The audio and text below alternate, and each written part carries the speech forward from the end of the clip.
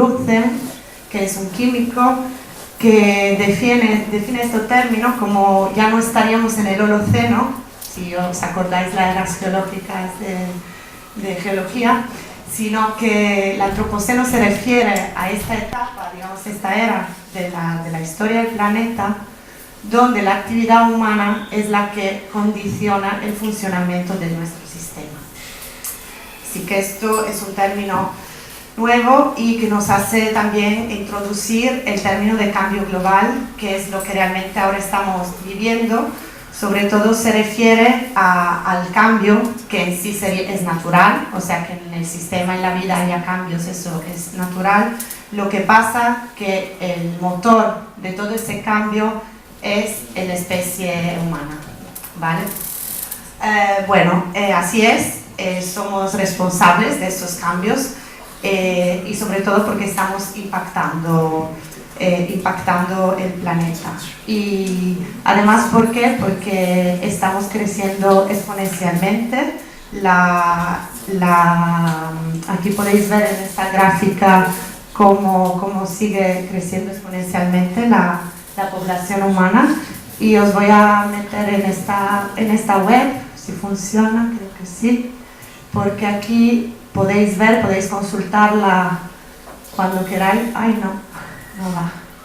Bueno, si no os la... sí. Pues aquí, en esta web, podéis consultar muchísima información en tiempo real sobre... No va. Bueno, pues aquí nos daban los datos, digamos, en tiempo real de cuánto va creciendo exponencialmente este número. Ahora, actualmente somos más de 7.000 millones y medio y se prevé que este crecimiento va a ser exponencial. Entonces se trata de cómo poder enfrentarnos ante el crecimiento exponencial de la población en un sistema finito como el sistema Tierra, y con los recursos que son finitos y limitados. De hecho, aquí podéis ver cómo se prevé que para final de este siglo ya estemos, digamos, llegando a la carga, digamos, estimada de la capacidad del planeta en términos tanto de aguas, de alimentos y de recursos. Así que, bueno, como podéis ver, todo eso ha comenzado desde la revolución industrial. Y todo eso se está acelerando. El problema es la rapidez con la que todos estos cambios están ocurriendo, de manera que el sistema no le da tiempo, ¿no?, a recuperarse, a regenerarse. Y básicamente toda esta aceleración ha comenzado exponencialmente. Esta tasa de crecimiento exponencial, como hemos visto para el incremento de la población, mucho más otros parámetros. A partir de los años 50, sobre todo, ha incrementado exponencialmente el uso de fertilizantes. También se ha mudado mucho la población hacia las áreas urbanas. El incremento exponencial de los vehículos a motor, por ejemplo, de telecomunicaciones, aquí pongo unos ejemplos, y bueno, por ejemplo, también los restaurantes de McDonald's. Eso para señalar cómo esos impulsores de estos cambios dependen mucho del modelo económico que ya tenemos desde los años 50, con ese crecimiento exponencial de la población y sobre todo del uso y del consumo que hacemos de los recursos cada uno de nosotros. Pues por no hablar del uso del agua por la humanidad, que también podemos ver cómo ha incrementado exponencialmente en los últimos años. Y así que podemos resumir que el crecimiento de la población y el aumento, digamos, de este uso de las energías que el planeta nos da en términos de recursos, ha hecho aumentar exponencialmente este uso de recursos por la humanidad. Y eso es lo que se define como ha llegado a ser cambio global, se llama. Y así podemos ver que en consecuencia toda esta aceleración que ha sido, digamos, impulsada por el hombre, por el ser humano, digamos, dentro del Antropoceno, podemos ver que a la vez como hemos visto el incremento exponencial de algunos parámetros, aquí en estas gráficas podemos ver la respuesta del sistema biofísico a estos cambios. Entonces, en paralelo, ha aumentado exponencialmente las concentraciones de dióxido de carbono, de dióxido de nitroso. Aquí, bueno, no se ve muy bien, pero a la vez aquí en la explotación de las especies pesqueras. Por ejemplo, también tenemos la pérdida, digamos, de la biodiversidad. Aquí, todo eso en consecuencia, como respuesta del sistema Tierra a la gran aceleración que estamos viviendo hoy día en esta nueva era. Bueno, otra vez aquí es la web, porque si la quiere apuntar está muy bien, porque os podéis aquí consultar tanto en términos también, bueno, aparte de tasa de crecimiento de la población, pero tenéis datos de energía, de también concentraciones esos de gases a efecto invernadero y bueno, mucho más datos. Bueno, pues eso es un esquema, simplemente para haceros, no lo voy a entrar en detalle, eso es de hecho del máster en cambio global, pero para que solo os hagáis una idea de la complejidad de todo eso, que no es lineal y hay una causa en efecto, sino que todo está interconectado, ¿no? Que un impacto luego puede generar a cascada, digamos, interacciones. Y entonces, bueno, aquí podemos ver, por ejemplo, lo que son las actividades que han cambiado el sistema Tierra debido a la actividad humana, tanto en términos de energía, de uso de agua, de territorio y biodiversidad, y todo eso cómo va a interaccionar, digamos, con esos cambios globales. Y aquí os quería hacer un apunte que el cambio climático, os hagáis una idea que es solo una, digamos, de los, digamos, impactos, digamos, de los cambios que están ocurriendo, ¿no? Porque otros son interconectados, pero en concreto ahora nos vamos a hablar de cambio climático. Y como podéis ver, los impactos no van solo a nivel digamos, de biodiversidad, de lo que es la vida más de un punto de vista biológico, sino que también a nivel de salud humana va a tener unos impactos, unos gastos incluso económicos en términos de pérdida que todos tenemos que, bueno, sobre todo quien gobierna, darse cuenta que hay que tomar muy en serio eso que está ocurriendo y tomar medidas necesarias. Bueno, también se prevé que esto llevará a más mortalidad, más conflictos, más guerra, más migraciones, enfermedades, inseguridad con términos de alimentarios. Entonces, bueno, todo eso es el sistema, digamos, que está un poco ocurriendo ahora. Y la origen de todo eso, de cómo se ha acelerado tanto, pues ¿de dónde viene?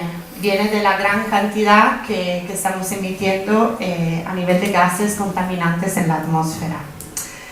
Pues tenemos, como también la población humana está en gran crecimiento, también el uso, digamos, sobre el uso del petróleo, de los coches, de los combustibles fósiles, se está incrementando de una forma que no es sostenible.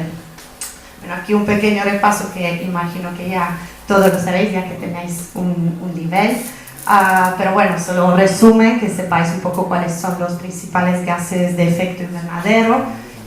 Bueno, el dióxido de carbono, ¿no? Que es el más común, aunque no es el más potente. El metano es mucho más potente y de hecho si el metano se liberaría debido al deshielo de la zona ártica, se liberaría una cantidad de todo lo que está atrapado del metano en el permafrost, y eso sería otro problema que no me voy ni a meter, pero bueno, que tengáis en cuenta también el tema del metano, de los hidratos de metano. También el óxido nitroso, los clorofluorocarburos, que ahora ya se ha reducido desde el 92 por el protocolo de Montreal. Y bueno, todo eso un poco son los que se están emitiendo, los principales, digamos, gases responsables de este efecto denominado invernadero, que también aquí ya asumo que conocéis el efecto, que el efecto en sí es bueno, natural, en el sentido que si no fuera por el efecto invernadero, nuestro planeta tendría una temperatura de menos 18 grados aprox, así que no sería posiblemente no, que podamos habitarlo. El problema con el efecto hoy día, el efecto invernadero, es que todo eso está incrementando. Como las emisiones de los gases es mayor, una parte de esto se queda atrapada, se queda esta radiación absorbida y no viene remitida en las capas bajas de la atmósfera, ¿no? Sobre todo se queda atrapada aquí y eso hace que la temperatura se vaya calentando, ¿no? Como lo que pasa, digamos, como pasaría en un cristal, ¿no? De un coche. Entonces, bueno, para que me creáis, ahora vamos a explicar más exactamente, en esa gráfica está muy claro cómo en la línea azul, a partir de la revolución industrial, cómo han incrementado exponencialmente las concentraciones de dióxido de carbono y cómo este incremento coincide, sobre todo en los últimos años, con el incremento de la temperatura.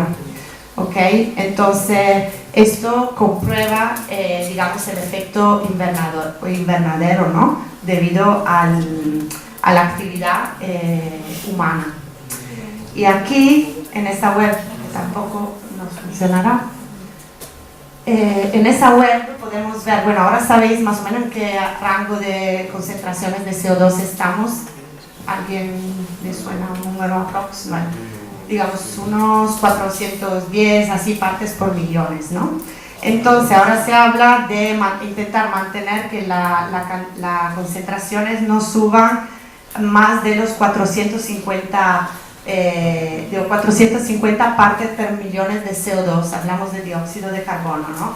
Entonces, bueno, aquí es simplemente para haceros ver que los científicos hacen los modelos, los escenarios posibles en función de la cantidad de grados, ¿no? Más optimista, más pesimista que se pueda crear para final de siglo, considerando la emisión y el ritmo, digamos, de consumo humano que estamos haciendo de los recursos del planeta. Entonces, para que os fijéis y os hagáis una idea, que si quisiéramos mantener que el planeta no suba más de 2 grados para final de este siglo, eso sería el porcentaje en comparación al actual, a la concentración de ahora, de la tasa, digamos, de reducción que deberíamos hacer de esas concentraciones.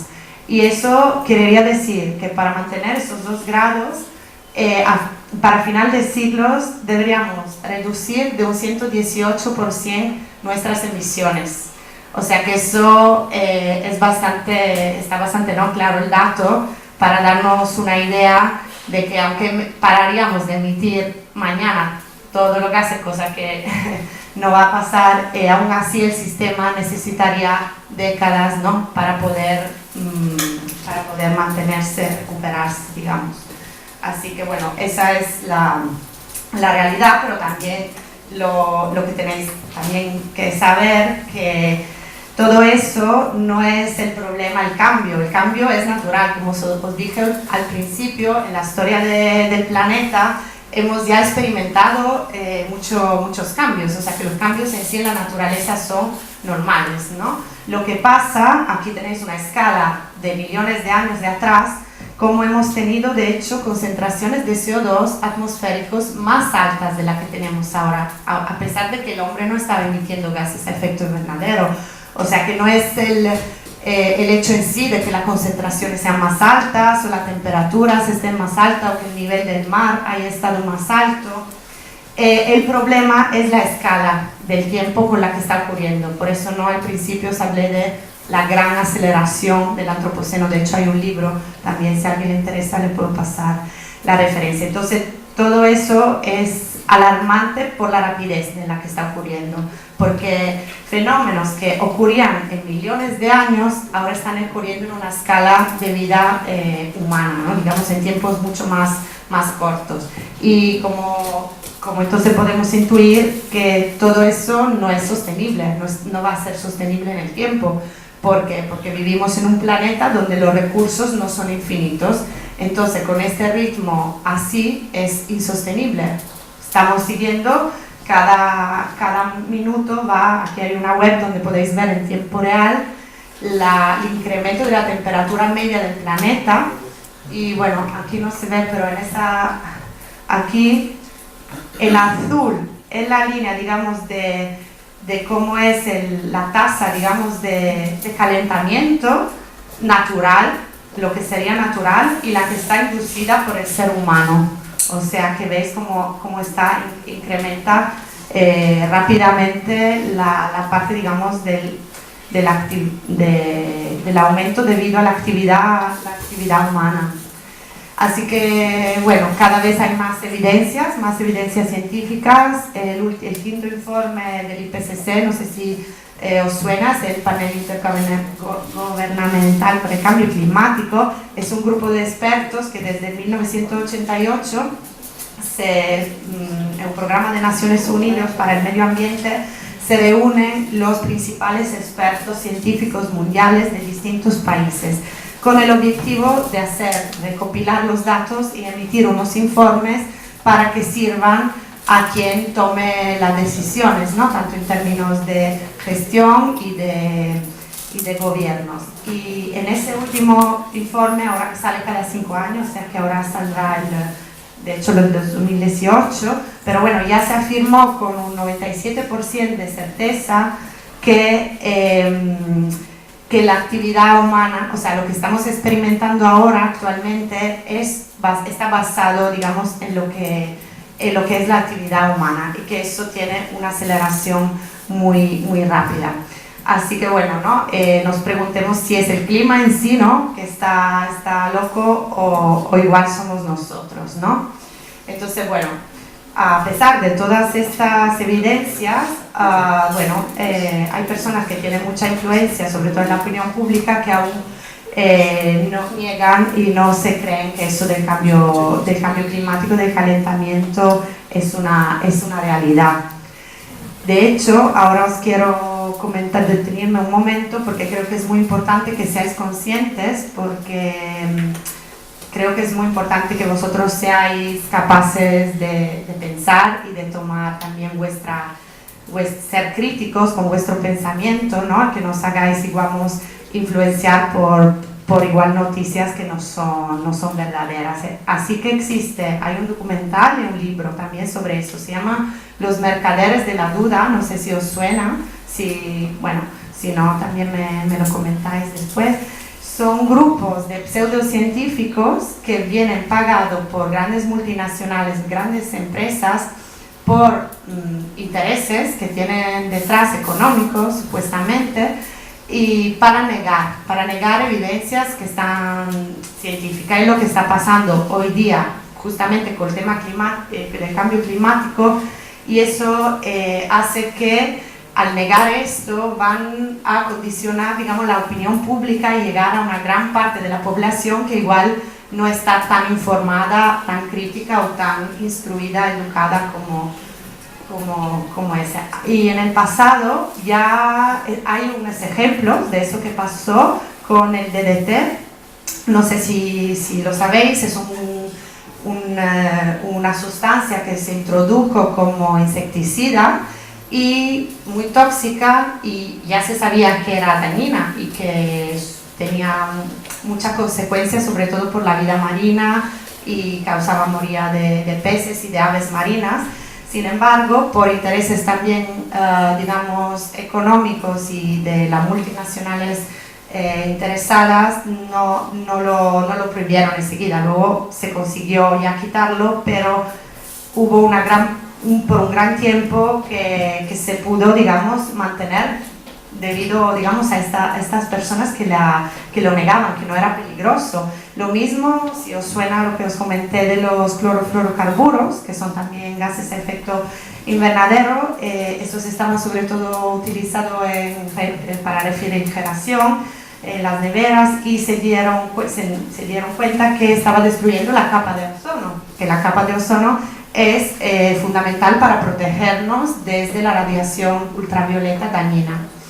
Y esos fluorocarburos fueron prohibidos en el Protocolo de Montreal del 92, pero también es un ejemplo de lo que son, digamos, compuestos o digamos, bueno, temas que son problemáticos, digamos, para el sistema, para el planeta, sin embargo, que van a mantenerse, digamos, en la mentira por intereses. También con el tabaco, relacionado al cáncer de pulmón, las industrias tabacaleras ya sabían que eso era insano, a pesar de eso no le interesaba, ¿no? Decir esto va a generar el cáncer.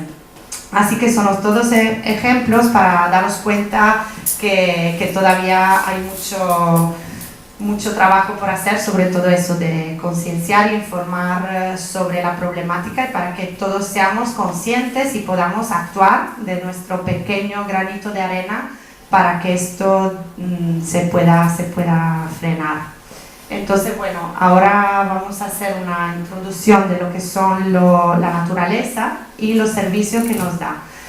Todo eso, hay una, no sé quién lo decía, pero dice, el planeta no nos necesita, ¿no? Pero nosotros sí que le necesitamos a él. Y efectivamente, porque todos los recursos que nos proporciona es, además de forma gratuita, no hay un valor que la naturaleza, minerales, ¿no? Para toda la construcción. Entonces hay toda una serie de servicios, de bienes comunes que la naturaleza nos ofrece de forma gratuita. Y bueno, y eso en esta rueda, que está muy bien, porque bueno, sale toda la tierra, ¿no? Todo el agua y todo lo que nos da, y también el bienestar asociado, ¿no? a la vida en la naturaleza, que se está de hecho bastante perdiendo. Pero bueno, yo en esta rueda, desde mi perspectiva más marina, ¿no? Claro, veo que a pesar de la importancia que tiene, no es tan nombrado como deberías, ¿no?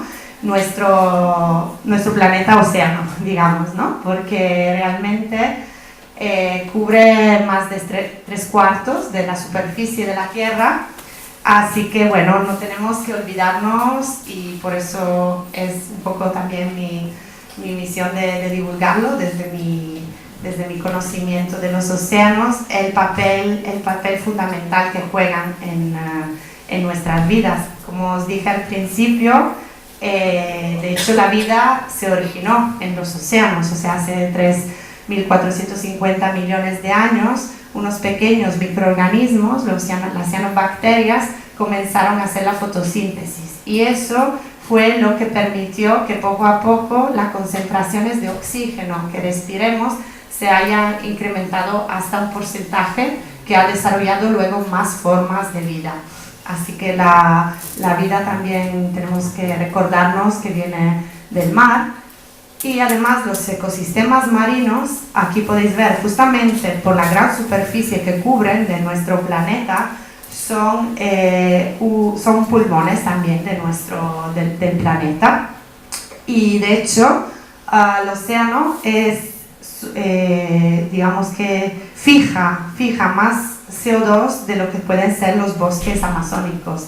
Y además, gracias a la fotosíntesis, también nos proporciona casi la mitad del oxígeno que respiramos, o sea que el océano también nos proporciona un gran porcentaje de oxígeno y a la vez que si no fuera por los océanos están absorbiendo mucho CO2. Si no fuera por los océanos, nuestras concentraciones de CO2 ahora serían mucho más elevadas. Y los responsables de esta fotosíntesis en los océanos, sobre todo en las zonas del océano abierto, son estos organismos microalgas fotosintéticas, que de hecho son las que yo estuve estudiando en mi doctorado, son microscópicas y son los principales, digamos, organismos que hacen fotosíntesis en el océano abierto, o sea que contribuyen a esta fijación de CO2 y a la vez de emitir oxígeno. Se llama el fitoplancton. A la vez, en zonas costeras, los bosques marinos de las plantas que se llama Posidonia oceanica también contribuyen de manera significativa a esta, digamos, captura de anhídrido carbónico atmosférico en el mar. ¿Vale? A la vez, bueno, aquí tenéis una comparación para que os deis cuenta de lo importante que son los océanos. es una comparación en toneladas de carbono por hectárea por año de los bosques terrestres como sumidero natural de CO2 y las praderas de Posidonia. O sea, aquí tenéis del orden de 1 y aquí tenéis del orden de 17. O sea, para que os deis cuenta que el océano y la planta marina y el fitoplancton incluso son más pulmones, digamos, de nuestro planeta que los bosques del Amazonas. Además, otra importancia que tienen los océanos para nuestras vidas, en ese sentido de servicio ecosistémico, ¿no? De esta rueda que faltaba al océano, ¿no? en ese esquema, los océanos también son responsables de regular todo el clima global del planeta. No sé si os suena la circulación termohalina, si la habéis estudiada. Pues aquí es la que mueve, digamos, el clima del planeta a través de las corrientes oceánicas. Por diferencias de temperatura y salinidad se van moviendo todas las masas de agua y así, de esta manera, distribuyendo el clima del planeta. Entonces también esta circulación es importante para que el sistema del clima también se mantenga.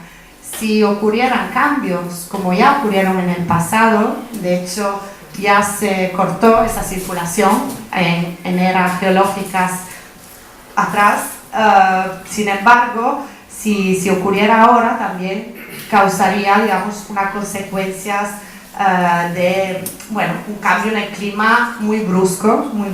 Eso no es cierto que va a pasar, pero bueno, también hay que tener en cuenta que se podría ralentizar o cambiar un poco todo eso y es la que regula justamente nuestro clima. Entonces los océanos ahora están en un momento de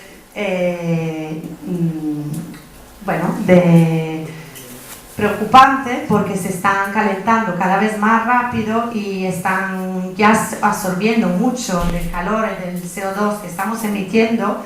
Sin embargo, este impacto que llega a los océanos debido a la actividad, bueno, al incremento, ¿no?, de lo que hablábamos al principio, todo eso se está acelerando ahora en los océanos. Y ahora se empieza a hablar que también esta amenaza del cambio climático está afectando a los océanos. Justamente porque juegan un papel muy clave, que a veces igual va un poco olvidado, pero bueno, que desde la perspectiva, digamos, oceanográfica y marina, yo creo que todos deberíamos ser más conscientes del papel que juegan y de la importancia de cuidarlos. Y entonces estas consecuencias se está ocurriendo aquí hay un esquema, digamos, de las consecuencias que están ocurriendo en consecuencia al aumento del cambio climático, digamos, cómo afecta a distintos ecosistemas marinos, sobre todo. Y aquí tenemos unos ejemplos, un esquema aumentando la temperatura debido al aumento de las emisiones de CO2. Se pierde hielo terrestre, se pierde hielo marino, también se aumenta el calor de la superficie de los océanos, como está interconectado, y eso hace también que pueda subir el nivel del mar y a la vez que, digamos, aumenten los fenómenos extremos climáticos, como las inundaciones y, bueno, incluso las sequías o la erosión y las tormentas. Entonces todo eso ahora vamos a verlo un poco más en detalle para que os deis cuenta también luego los investigadores por qué es importante que estudiamos esto a bordo de un buque o en experimentos, digamos, más costeros, para entender cómo podemos actuar frente, digamos, a estos cambios que están ocurriendo. Pues aquí podéis ver una comparación, si os acordáis, el 2007 fue también el año máximo, que ahora fue superado por el 2018, donde hubo un pico de emisiones de gases a efecto invernadero y también se registró el año más cálido, digamos, en el océano Ártico. y aquí podéis ver en ese año concreto la gran pérdida de extensión solo comparando el 2005 con el 2007, y ahora deberíamos poner la del año pasado para ver cómo esta extensión del hielo ártico se está perdiendo. Y eso tiene muchas consecuencias, ¿no? Eso es el pico de pérdida del 2007, y aquí tenemos un modelo de la NOAA que estima para 2050, comparado con 1950, la pérdida, digamos, del grosor. En este caso hablamos del grosor de la capa de hielo ártico, cómo se iría perdiendo en su volumen. Respecto al 1955, se reduciría de un 54%. Y eso a la vez, como os dije al principio, no es solo un efecto causa, no tenemos nunca esta relación lineal, sino que se van a cascada, digamos, interconectando mucho más factores que van a generar lo que es la complejidad, ¿no?, de todo lo que es el cambio global.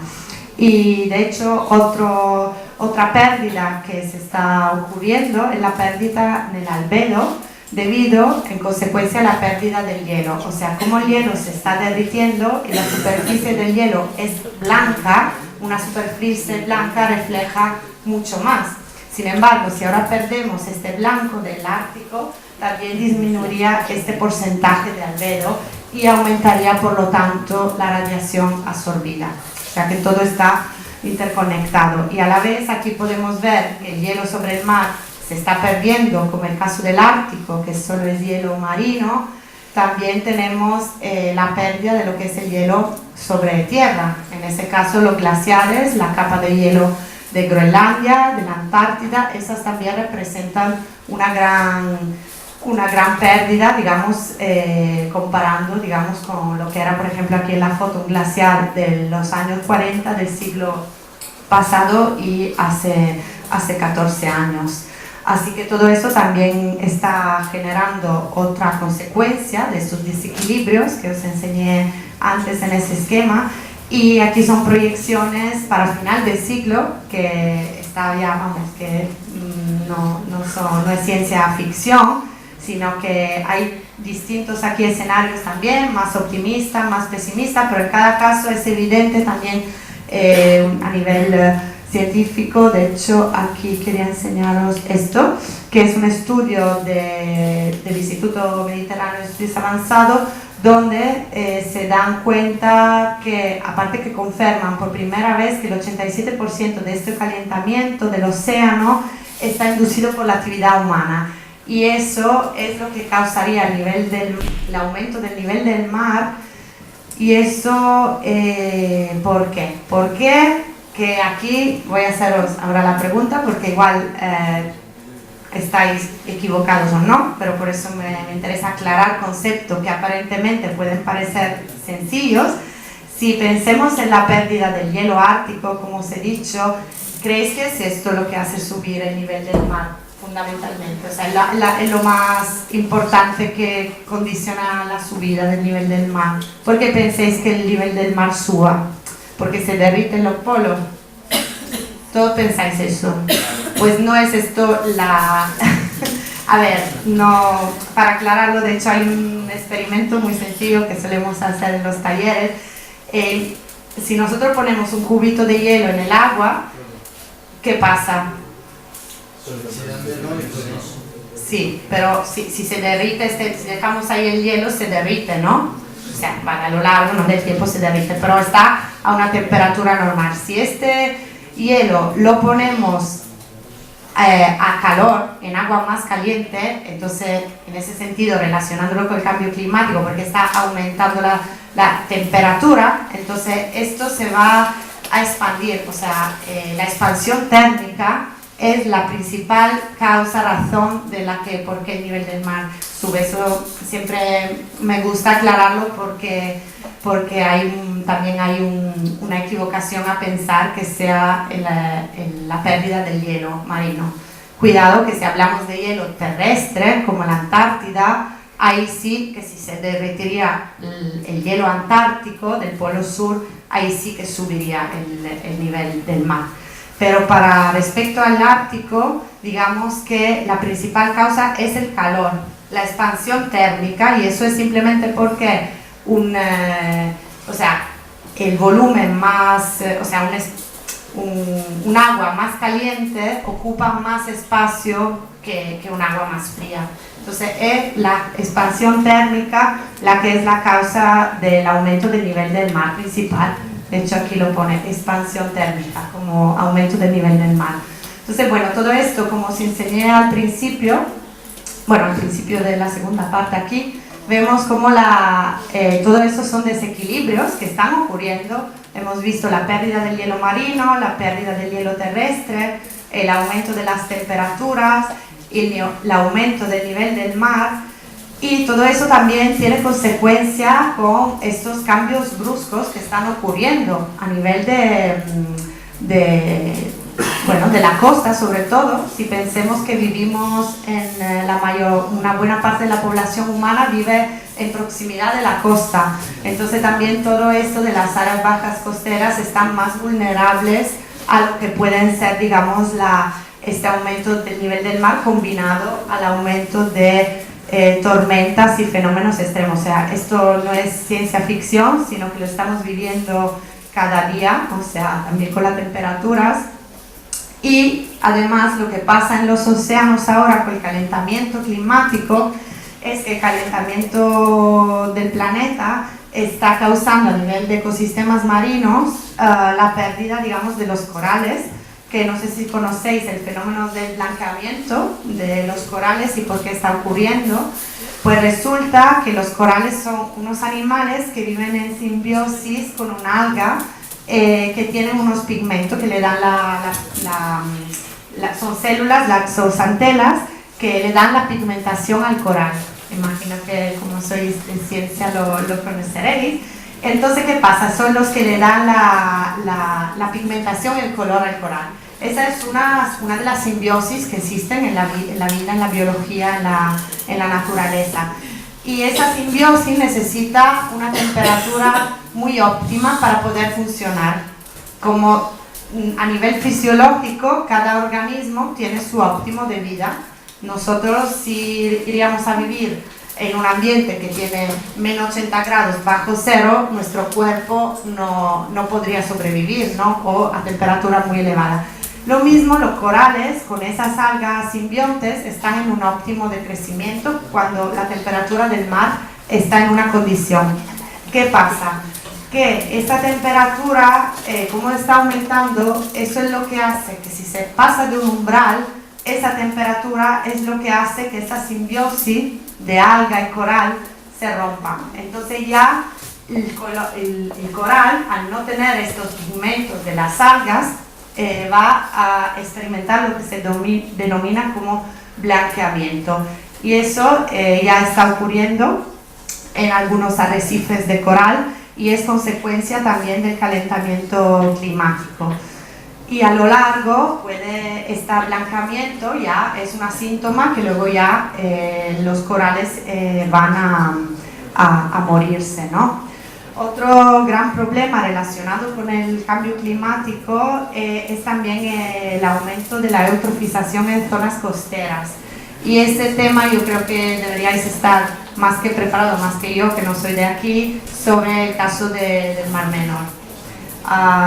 Por lo que, bueno, aquí es evidente que una eutrofización va a causar muerte también de la vida que vive ahí, porque causa, digamos, asfixia y anoxia, digamos que el oxígeno se reduce drásticamente en estas áreas, por eso la vida normal, digamos, de las especies que la habitan no puede seguir, se muere. Sin embargo, otros microorganismos, bacterias que pueden vivir sin oxígeno, es donde ellos proliferan.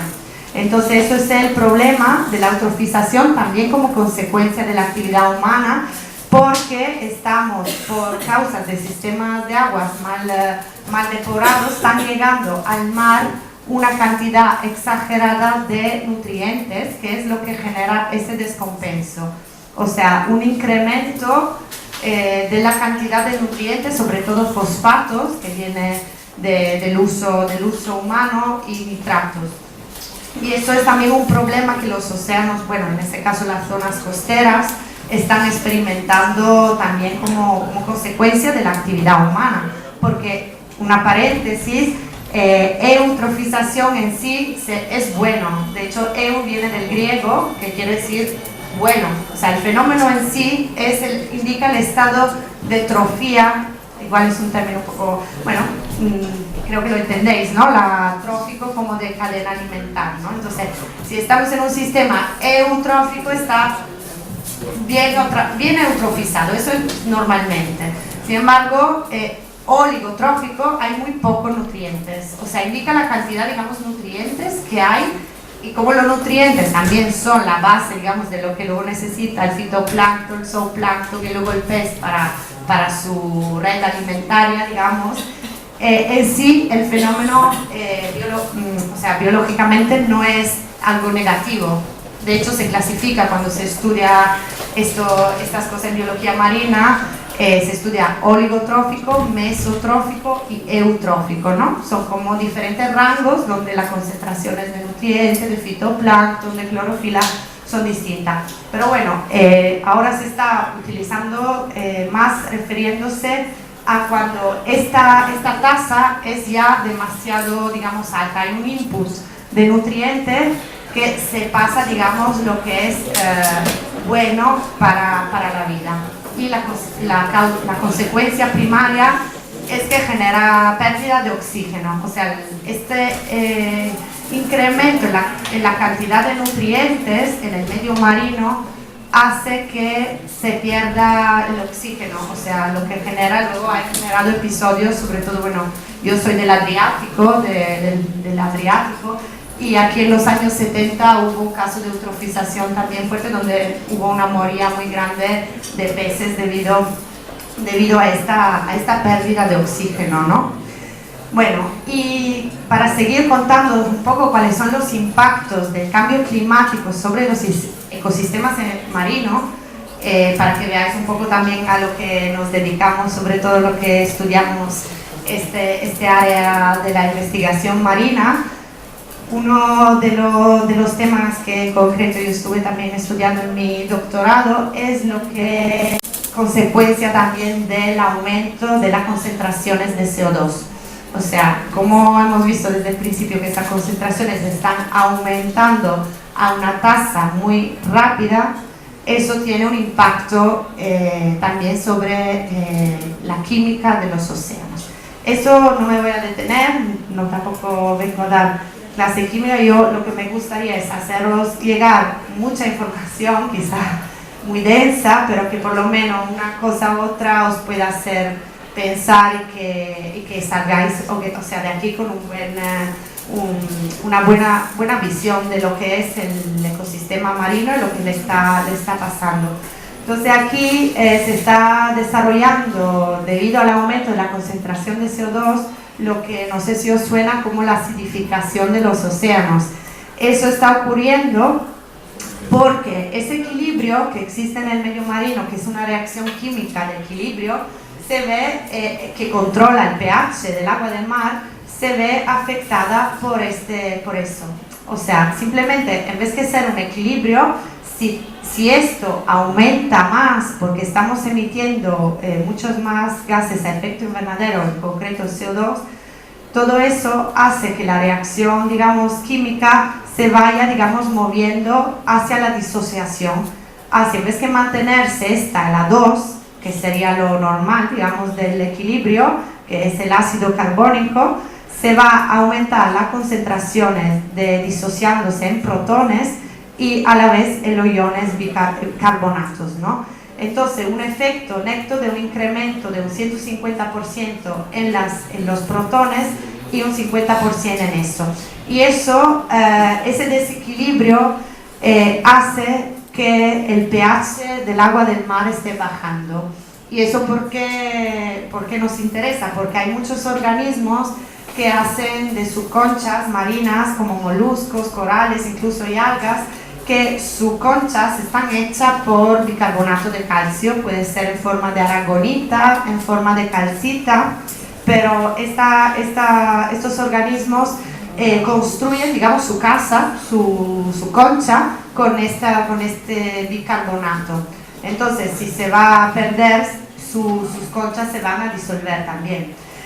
Y ese fenómeno de la acidificación es también un hecho que está ocurriendo en nuestros océanos como consecuencia a lo que hablábamos, ¿no? Desde el principio. Aquí tenemos la era geológica otra vez, ¿no? El Pleistoceno, la revolución industrial, y podéis ver como aquí el pH de los océanos se había mantenido en 8,2, ¿no? A partir de la revolución industrial podemos ver cómo ha bajado de una unidad, de 0,1 unidad de pH, y como se prevé que para final de siglo podría llegar a bajar de 0,4 unidades, o sea que un pH actual del agua del mar de 8,1 podría bajar a 7,8, y eso parece un cambio de unidad pequeño. Sin embargo, como la escala de pH es una escala logarítmica, si lo habéis estudiado en química, entonces estos cambios son en realidad muy grandes, ¿no? Considerada la escala logarítmica. Y esa disminución afecta al crecimiento de todos estos organismos que viven, digamos, que hacen sus conchas con estas estructuras calcáreas. Así que bueno, hay mucha señal desde la naturaleza que nos está hablando que el planeta no nos necesita, pero sí nosotros lo necesitamos. Sin embargo, a pesar de todos los recursos y de los servicios que nos da, parece que la humanidad todavía no está actuando como debería frente a todo este cambio que estamos generando en el dicho antropoceno. Y bueno, y además ahora las investigaciones están buscando nuevas formas de vida en otros planetas. Hemos ido a la cara, los chinos han ido a la cara oculta de la Luna. Sin embargo, tenemos nuestro mismo planeta, que como decía, planeta océano, que es todavía, hay mucho todavía que descubrir en nuestro mismo planeta, más que igual hacer misiones a otros continentes, a otros planetas. Entonces, desde la perspectiva esa de la investigación oceanográfica y marina, las misiones, digamos, de exploración e investigación son un punto clave, digamos, para poder conocer y investigar mejor nuestros océanos, sobre todo el fondo del océano, las profundidades, porque ahí incluso podríamos tener soluciones y encontrar igual incluso algunos recursos o alguna nueva especie en términos también de genéticos, de biotecnologías, que podríamos incluso luego utilizar para solucionar algunos de los problemas que están ocurriendo. Así que esa es la parte que yo he hecho parte, digamos, de mi experiencia de investigación, explorando, investigando los océanos en esta circunnavegación que voy a hacer. Ahora, ¿no? En términos tanto de cambiar quizá incluso nuestro modelo de alimentario. No sé si sabéis que para producir un kilo de carne se necesitan 15.000 litros de agua. Entonces, claro, todo eso es cómo enfrentarnos a eso. No es que ahora usamos demasiado y que llegue una epidemia y que nos extingamos. No, el reto sería más poder convivir, a pesar de ser muchos, con lo que son en términos tanto energéticos, cambiando desde ya nuestro modelo que no es sostenible. Entonces, apostando también para una economía circular y no esta lineal del usar, el tirar, y bueno, no produciendo tantos desechos, y, o sea, un poco eso. Y yo creo que la esperanza sois también vosotros, como que sois las nuevas generaciones, y ahí está un poco, digamos, que ya digamos, no sigáis el modelo de los años de atrás, que ha hecho ya quemado demasiados recursos, ¿no?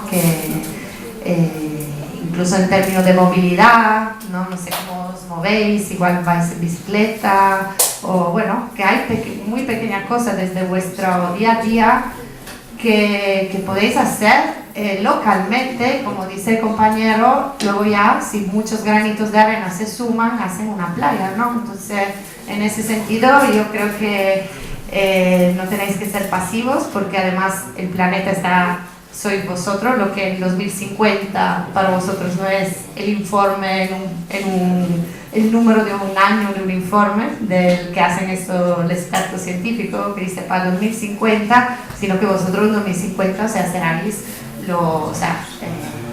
estaréis viviendo y queréis vivir en unas condiciones que el planeta no esté ya así de cargado. Entonces, yo creo que también tenéis una misión muy importante. Así que no sé cómo estáis conscientes de eso. A mí me gustaría además hacer un apunte sobre lo que se está escuchando, que se está moviendo a nivel europeo. Hay un movimiento ahora que se está impulsando los viernes, habrá una manifestación el día 15 de marzo, he visto que en Murcia también se han organizado, entonces me gustaría conocer vuestra visión y cómo estáis con eso, si estáis informados, si os la suda, o sea, cómo estáis con eso, o sea, estáis presentes, perdona, ¿qué estáis haciendo para eso, para frenar lo que es el cambio climático, ¿no? Desde vuestro día a día, no sé, desde ejemplos, si alguien me quiere comentar algo o como, ¿sí? Bien. Pienso que el ser humano, hasta que no se vea al borde de la desesperación, no querrá hacer un cambio realmente notable. Miras el ejemplo en el tema del diésel, que es muy polémico ahora mismo. Porque hace 10 años, donde la producción en masa de coches diésel era realmente grande y se decía que contaminaba menos que la gasolina. Claramente, tanta tecnología y tanto avance en los microfiltrados y, por así decirlo, materiales anticontaminantes, como es que ahora los investigadores han dicho que contamina muchísimo más que la gasolina y por ello quieren ponerle freno a esto y para 2040, 2050 detener la fabricación de los mismos. Sí, pues eso yo creo que, bueno, no soy experta en eso del coche diésel, pero yo creo que ya se sabía la contaminación que podía tener. No es que ahora de repente se habrán dado cuenta y el diésel contamina más. Entonces quizá ahí en su momento por el mercado, porque todo también está muy relacionado en nuestro modelo con lo que es el interés económico. Entonces sí, y ahora bueno, decir que el coche eléctrico tampoco es la solución, o sea que ahora vayamos con un coche que se hable de mover la movilidad al eléctrico, o sea, está bien, pero tampoco está la solución, porque la energía o la hacemos, claro, eso es el tema también, el término de energía, porque para cargar, mismo tema, también así dejo varias capsulitas ahí para que vuestro cerebro vaya un poco pensando en términos de acuicultura. O sea, si pensamos en todo el pescado que se está generando en la piscifactoría, eso tampoco es sostenible, porque pienso, para dar de comer a estos peces, qué cantidad de gasto hídrico, de gasto de campo de cultivo para dar de comer a los peces. Entonces quizá hay otros cultivos, por ejemplo los filtradores, los mejillones, todo eso sí que ya son más sostenibles, porque es un término de aquicultura que no supone alimentar el animal, ¿no? Entonces en eso también, que se hable, vale, piscifactoría, ahora construir piscifactoría para que tengamos peces, cuidado, ¿no? O sea que todo hay que un poco, yo por eso tampoco soy experta en todo, mi área es más marina, pero bueno, que penséis, ¿no? Sobre cada problema y cada solución, ¿no? Entonces sí, con eso del diésel estoy de acuerdo con lo que comentas. ¿Algún comentario más? Con el tema marino, que es que, por así decirlo, hace poco hicieron un cable de un tamaño bastante considerable que conectaba el continente europeo, es decir, en concreto la costa de Portugal, con, si no me equivoco, Norteamérica, que era un cable de fibra óptica con una velocidad de no me acuerdo cuánto, pero que era un cable bastante grande y con unos materiales hechos para... Marcos, se acaba la pregunta hoy, por favor. para resistir gran presión. Entonces, ¿crees que tiene algún efecto que estén estos cables en el océano? Sí, sí, sí. Sí, de hecho, bueno, yo esto concreto no, pero un cable, por ejemplo, era de red eléctrica que se había hecho, bueno, sobre todo en la zona de entre Menorca, Ibiza, Formentera y las Baleares, un cable submarino de red eléctrica que sí, que sea, o sea, era por una necesidad obviamente energética, pero que se ha visto sobre todo en las praderas estas de Posidonia, que os comentaba, vista afectada. De hecho, ahora Red Eléctrica ha hecho un proyecto para reemplazar, digamos, el daño que había hecho con este cable, ahora replantar. Un grupo de trabajo del Centro de Investigación donde hice el doctorado está replantando la Posidonia, por ejemplo, en este caso de este cable, el caso de Portugal del Atlántico, a lo mejor al ser un área más vasta del océano, pero seguramente que tiene un impacto. Por eso de ahí la solución que sea, o sea, que si produzcamos unos cambios, pensándolo que eso vaya a mejorar, a solucionar, no, el remedio a veces puede ser más grave de la enfermedad, no sé cómo es el dicho por aquí, pero bueno, algo... El remedio de la enfermedad. Eso. Así que es un impacto. Yo creo que la solución es Sí. dejar de regirse por el dinero. Dejar de regirse por el dinero. Porque por el dinero hemos hecho X cosas como el tabaco, al fin y al cabo empeorar la salud, por otro lado los fertilizantes, una serie de... Paco, bienvenida a la sociedad capitalista. Una serie de cosas que han empeorado todo y al final van a acabar con todo el dinero. Sí, bueno, hay también este dicho, ¿no?, que era muy de un indio de América, ¿no?, que decía hasta que no habremos cortado el último árbol, no habíamos comido el último pez, entonces no, el humano el ser humano se dará cuenta que igual no puede comer el dinero, ¿no? En eso, o sea que es una reflexión, bueno, que yo desde, bueno, mi perspectiva estoy de acuerdo con lo que comentas. Mi pregunta básicamente es que si nos preocupamos tanto por el medio y todo, tarde o temprano vamos a llegar a la capacidad de carga, aunque el medio lo mejoremos. Pero bueno, eso no es una excusa, decir que ya sabemos esto, hay que aprovechar esta información para mejorar y para llegar a tiempo para que el planeta pueda recuperarse. O sea, no estamos ahora ya a un punto de... o sea, hay colapso, si seguimos así es evidente que no vamos, o sea, la consecuencia ya se están viendo, la migración, la guerra, los fenómenos extremos, el cambio climático, todo eso ya está presente. Pero ahí está la estrategia, digamos, de ser inteligentes y de que incluso por eso presionar a los políticos, a quien tome las decisiones, para que tomen medidas ya de esto, que no podemos seguir dejando pasar porque ya estamos llegando a esto y de hecho hay picos que ya se pasaron, el pico del petróleo, o sea, ya sabemos la realidad.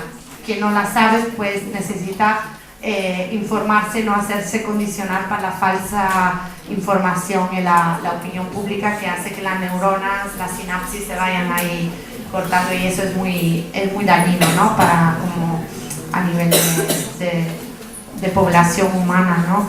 Entonces yo creo que no es tampoco una visión correcta, decir, bueno, si total que vamos a llegar igualmente a la carga y tal, eso no deja de dejarnos rendirnos, ¿no? De poder hacer, porque hay un mar de cosas que se pueden hacer para cambiar desde el pequeño y unir fuerzas y que este cambio se genere.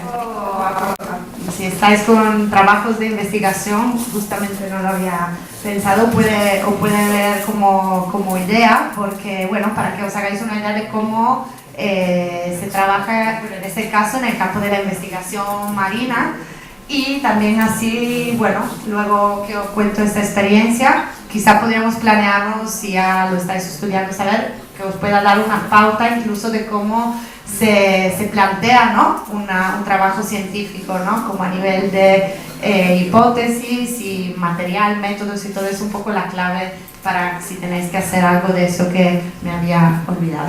Entonces, la expedición oceanográfica, yo tuve la suerte de poderme embarcar en el buque de oceanografía Hespérides, tiene base en Cartagena, no sé si lo sabíais, pero es un buque de la Armada Española que desde los años 90 está a disposición de la comunidad científica, sobre todo oceanográfica y marina, para ir a las expediciones y a estudiar y a sacar datos de eso. Entonces, normalmente su misión principal es en la Antártida. De hecho, cada verano austral, o sea, en esa época invernal nuestra, está en la Antártida, pero justamente el año que yo me embarqué no hubo la expedición antártica porque se planteó esta gran expedición, que no sé si os suena, la expedición Malaspina, que a nivel, digamos, de la historia de la ciencia marina en España ha sido, digamos, el proyecto más grande, que se realizó en 2010. Aquí tenéis unos numeritos para que os deis cuenta del tamaño y de la importancia que ha tenido esta investigación. Por ejemplo, bueno, han estado implicadas más de 700 personas en total en la expedición y unos 250 investigadores e investigadoras. Bueno, españoles, pero en realidad en general había también otros estudiantes de fuera, como fue en mi caso. Diferentes grupos de investigación, hicimos 313 puntos de muestreo durante la expedición. Se recorrieron una aproximada 42.000 millas náuticas y se tomaron alrededor de 200.000 muestras de la atmósfera de plancton, aguas y gases, para obtener una cantidad de 6.000 gigabytes de datos recopilados, y todo eso llevó un trabajo de unas aproximadas 3.000 horas de maniobras. Y a la vez, en todo este proyecto éramos más de unos 80 en total estudiantes, tanto de máster como de doctorado, que tuvimos la gran oportunidad de poder ser parte de este proyecto. Así estábamos organizados, había distintos bloques de investigación, 11 bloques. Bueno, yo en concreto estuve trabajando en la biogeoquímica del océano, también óptica y fitoplancton, como os comenté antes enseñando la foto del fitoplancton, producción, metabolismo y también biodiversidad de los microorganismos y su función ecológica. Y a la vez también había unos bloques horizontales que era la formación de jóvenes estudiantes en ciencias del mar y también de divulgar todos los conocimientos del océano a la sociedad. O sea que eso ha sido como estaba repartido. Y el objetivo principal de la expedición es lo de explorar la biodiversidad del océano profundo, sobre todo, y evaluar el impacto que tiene ese cambio global en los océanos, ¿vale? Aquí entonces tenéis un mapa de las etapas para que os hagáis una idea de cómo se repartió la expedición. Esta expedición salió el buque de Cádiz en diciembre de 2010. Primera etapa Río de Janeiro, Cape Town, Océano Índico hasta Perth en Australia, de Australia el Pacífico hasta las Hawái y de Panamá por el Caribe, de Cartagena de Indias, de vuelta a Cartagena de España en julio 2011. También es cierto que toda la tripulación de los militares estaban a bordo los 7 meses, mientras que nosotros científicos no relevábamos en cada puerto, o sea que no hemos hecho todos los tramos por eso estábamos muchas personas involucradas. Y yo en concreto participé en la parte de Australia hasta la Hawái y la parte del Atlántico, o sea que me embarqué en 2 etapas. Entonces, como podéis ver, la cantidad de muestras y de millas de ruta recorrida, eso no podéis imaginar la cantidad de trabajo previo que está detrás a preparar una expedición del tamaño como Malaspina, para calcular justamente ese trabajo de unas 3.000 horas solo de las maniobras. Luego os haré un ejemplo de lo que es una maniobra, y eso lleva un trabajo previo de planificación de unos 5 años atrás, y además todo el apoyo logístico y administrativo para recubrir estas 42 millas náuticas del océano.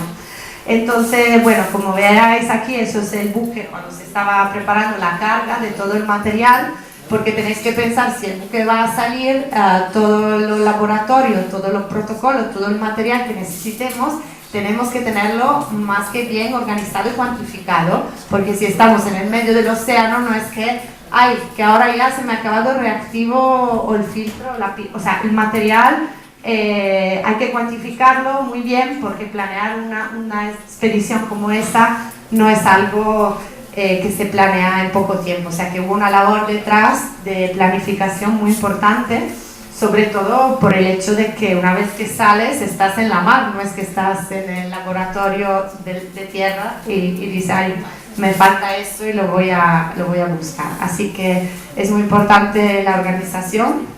Y aquí es un ejemplo, os voy a contar un poco la maniobra principal de esta instrumentación que está en el buque, que se llama, bueno, para divulgarlo, así hacerlo conocer a todos, la llamamos Rosetta, pero en realidad se llama CTD, que es Conductivity, Temperature and Density. Esto es un aparato de instrumentación que está en todos los buques que hacen investigación marina, es el más utilizado y está compuesto por 24 botellas en forma así, por eso se llama un poco Rosetta, porque recuerda quizá a esto, y son 24 botellas, cada botella de 12 litros, y esto está conectado al chigre, digamos, del buque con el cable, y este se va lanzando. Esa era la maniobra habitual que se hacía cada día a las 4 de la mañana. A las 4 de la mañana había el CTD profundo, porque este aparato, esta Rosetta, puede llegar hasta 4.000 metros de profundidad.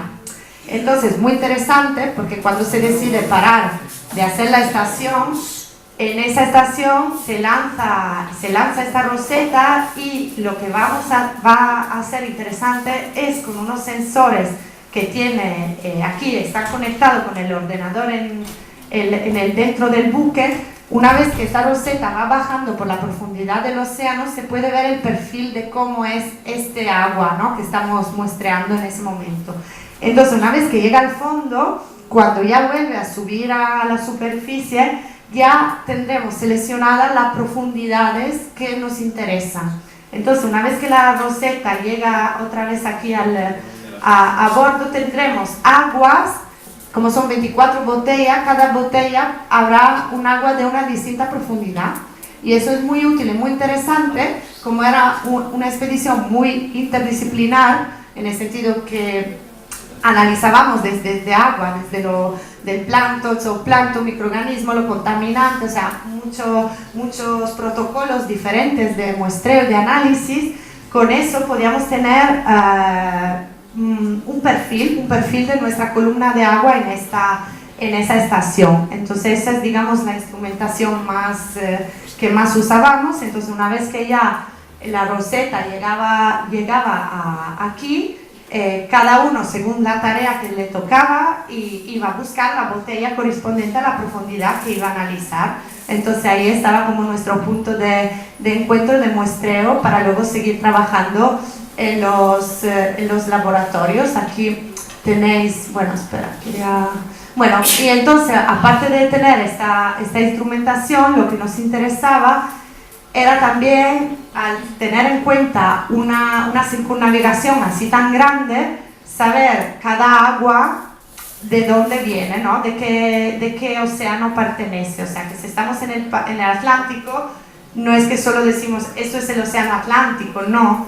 sino que hay una clasificación de cada océanos, unas provincias biogeográficas. Sí, este mapa, claro, porque se ve mucho más el mar que la tierra, ¿no?, comparado con esto. Y entonces, bueno, es una clasificación que se basa, digamos, en las constantes tanto climáticas como en la tierra, ¿no? Si dice es sabana, es desierto, ¿no? Y aquí tenemos distintas provincias según el océano donde estamos, y eso es una clasificación que nos sirve para clasificar las muestras y poder tener una comparativa incluso con otros estudios, porque igual hay otros buques que han muestreado esta misma agua y este mismo parámetro, por ejemplo. Entonces, bueno, esa es una cosa bueno, no nueva, pero que igual no está muy conocido, que también en el mar tenemos regiones, tenemos provincias que se condicionan en función, digamos, del clima, de los fenómenos de la temperatura, de la clorofila, incluso de la distribución del fitoplancton. Como el fitoplancton domina los grandes giros del océano, de los océanos, la clasificación está basada también en la distribución del fitoplancton. Entonces, bueno, como os comenté, estábamos divididos en 11 grupos distintos de trabajo, y esa era un poco como nuestra Biblia de análisis. Aquí está recolectada todas las técnicas y los métodos para poder seguir un protocolo muy estricto de análisis de este parámetro, ¿no? Entonces, bueno, ese es un libro que ha sido, digamos, editado por la expedición Malaspina.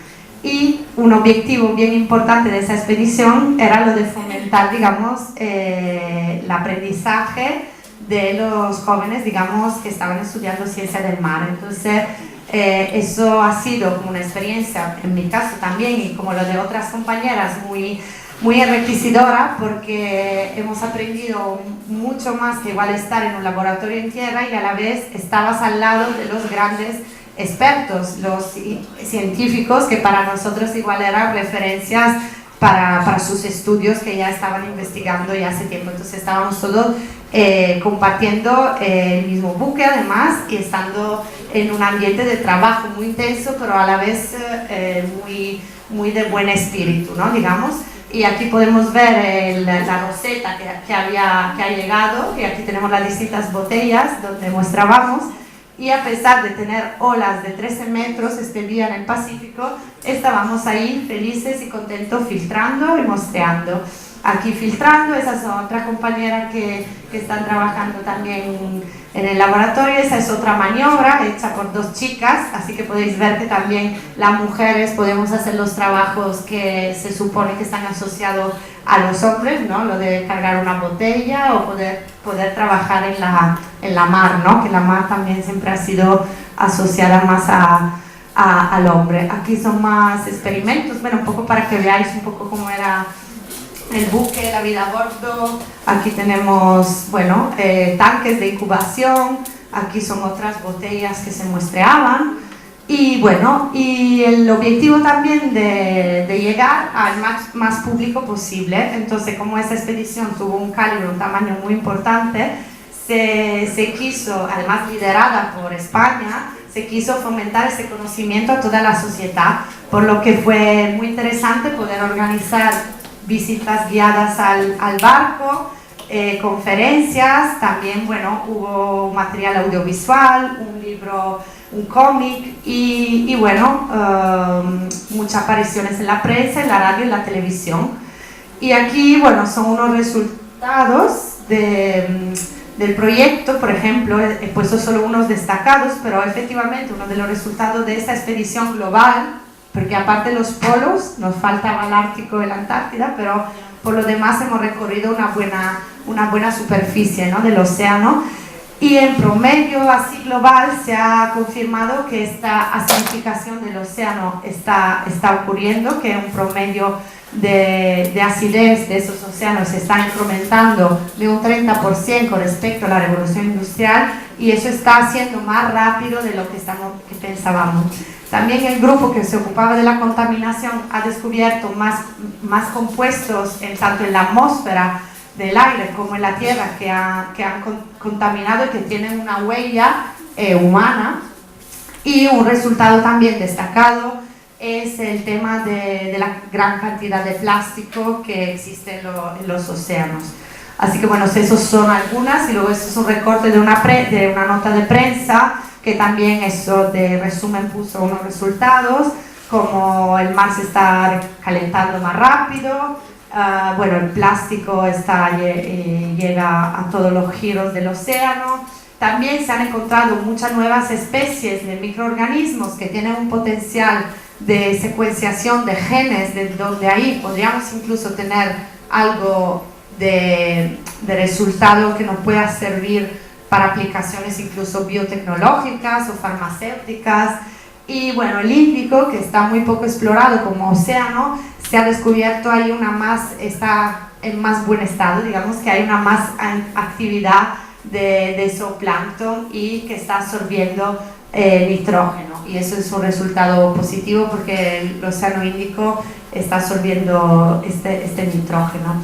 Y bueno, y un punto más de la expedición ha sido que como aprovechando tanto viaje, tanta cantidad de muestras y de datos, de no utilizarlas solo para ese año, sino que en cada estación hemos coleccionado, digamos, hemos creado una colección que se llama la colección Malaspina de esta agua a distintas profundidades, están guardadas para el tiempo. Es como una foto, como si tendríamos esto como referencia del océano en 2010, y que a lo mejor dentro de X años, igual las nuevas generaciones de estudiantes de ciencia del mar podrán, incluso con los avances, igual en los métodos, en la tecnología, podrán volver a analizar o incluso comparar, digamos, el océano como era en ese momento, incluso sacar más resultados. Yo creo que